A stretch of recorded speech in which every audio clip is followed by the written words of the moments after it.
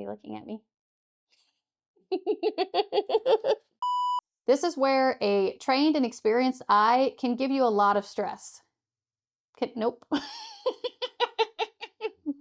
Not giving you stress. You've probably heard stories about deals falling apart after an inspection, or buyers walking away in shock after getting that 70-page report. But here's the truth. Most inspection nightmares can be avoided when you understand what's normal, what's not, and how to keep your emotions in check.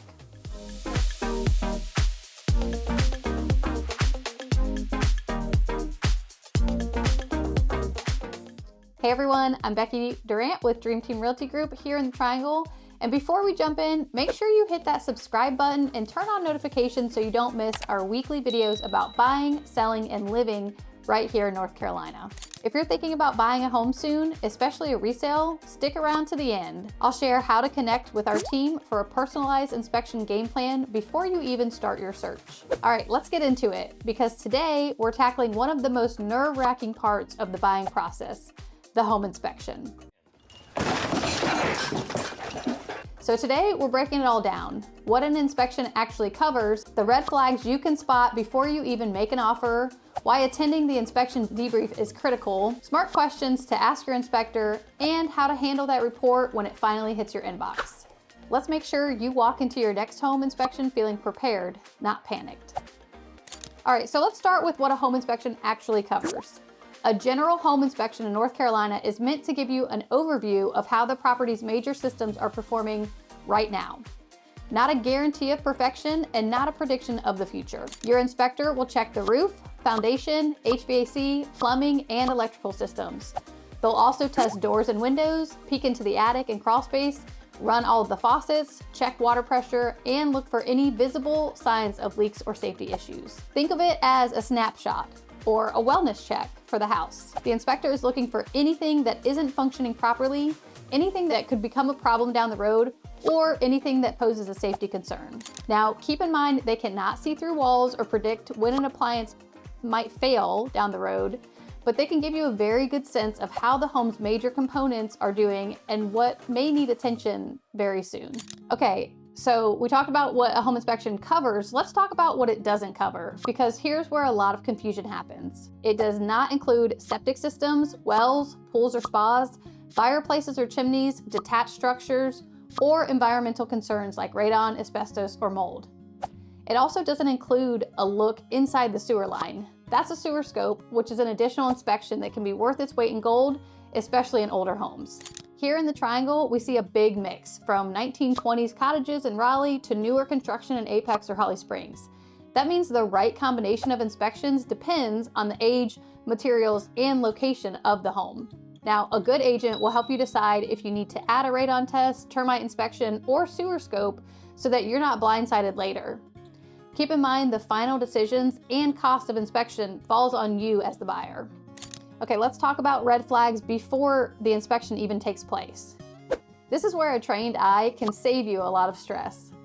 Even before you schedule an inspection, there are some things you and your agent can watch for during showings. Here are a few of my go-to red flags. Strong scents or air freshener in every room. They might be covering pet odors, mildew, or some kind of water damage. Soft floors or uneven surfaces, especially near tubs, toilets, or sinks. That often hints at moisture issues underneath. Ceiling stains or patched paint, that can signal roof leaks or past or current water damage. Mismatched flooring or trim, sometimes a cosmetic update, but sometimes hiding repairs. Doors or windows that stick, this could be humidity or it could mean structural movement. We also watch out for older roofs and certain types of plumbing and siding that may cause questions or concerns for the buyer once they take ownership of the home.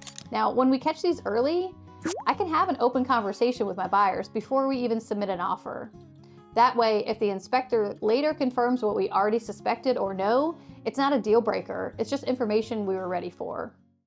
These pre-inspection observations can be the difference between a calm, confident negotiation and a stressful surprise.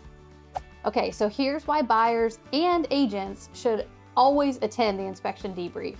Y'all, I cannot stress this enough. Be at your inspection debrief. You don't have to spend 3 or 4 hours following the inspector around, and truthfully, they don't want you to. but you do want to be there for the walkthrough at the end. This is when the inspector explains their findings in real time, shows you where key systems are located, and helps you understand what's major versus what's not that big of a deal. Reading about high moisture levels in crawl space in a report sounds terrifying, but when you're standing there and see it's just condensation under a duct line, it's much easier to digest and keep perspective. Plus, it's your chance to ask questions on site. A good inspector is also a teacher. They'll show you where to shut off the water, how to change your filters, and what kind of ongoing maintenance is normal for your home's age and style. As a buyer's agent, I'm always there with my buyers to help translate technical language into practical advice and to remind them that every house, even brand new ones, have a list. When you're at the debrief, here are a few questions that can make all the difference. If this were your home, would this worry you? Is this an immediate repair or a maintenance item? What type of contractor should we contact for a deeper evaluation? Could this become a bigger issue if we don't fix it right away? How common is this for homes of this age? These questions can really help you separate normal wear and tear from true concerns. For example, a missing GFCI outlet is an easy electrical fix. A small foundation crack might be totally normal. But an active leaking water heater or an overloaded electrical panel, that's something that we may need to address and discuss further. Knowledge is power here. The more you understand, the less scary that report feels when you get it. So after hundreds of inspections across Wake, Johnson, Harnett counties, I can tell you there are a few things that almost always come up. Minor electrical issues like missing covers or double tap breakers, small plumbing leaks under sinks or loose toilets, rotting wood trim or fascia boards, thanks to North Carolina humidity, deck railings that wobble or need reinforcement, grading or drainage issues that cause water to sit near the foundation, cracks in the driveway, HVAC systems that are working fine but nearing the end of their lifespan. These are all pretty routine issues, not red flags. It's rare for a home to have 0 inspection notes. What matters is understanding what's significant, what's fixable, and what's just part of home ownership. When that report hits your inbox, take a deep breath. They're long, often 50, 60, even more pages, but most of that is photos and standard disclaimers. Start with the summary. That's where the important items are usually listed. Then go through it with your agent to prioritize what's worth negotiating. Focus on safety, structure, and function. Remember, the goal isn't to create a perfect home. It's just to make sure you're buying one that's safe, sound, and fairly maintained. Approach repair requests respectfully and realistically. Sellers are more open to helping when buyers stay calm and present their concerns professionally. And it's important to note, North Carolina is a buyer beware, sold as a state. So we can ask for any repairs that we want, but the seller is not required to do any. Buying a resale home doesn't have to be scary. It's all about being informed, asking the right questions, and surrounding yourself with the right people. If you're planning to buy in the Raleigh-Durham Triangle area, reach out to Dream Team Realty Group. We'll walk you through the entire process, connect you with trusted inspectors, and make sure you go into your next purchase with confidence. Don't forget to like, subscribe, and comment below with any inspection stories or questions. We love hearing your experiences and helping buyers navigate them. I'm Becky Durant with Dream Team Realty Group. Thanks for watching, and I'll see you in the next one.